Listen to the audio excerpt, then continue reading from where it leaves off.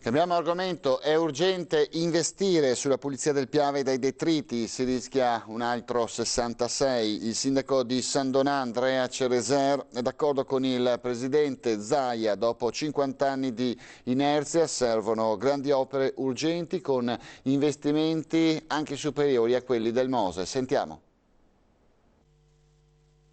Dall'evento catastrofico del 1966, per cui quest'anno ricorre anche il cinquantennale, nulla è stato fatto per evitare che questo problema si ripresenti. Pieno accordo tra il sindaco veneziano di centrosinistra e il presidente Zaia sulla rimozione urgente dei detriti sul Piave.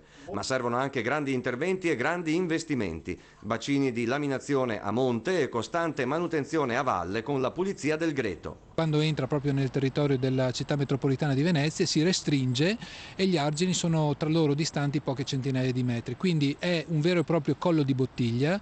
La regione deve investire nel Piave, ribadisce Cereser. Servono cifre importanti ben superiori a quanto speso per il Mose, fa notare il sindaco di San Donà.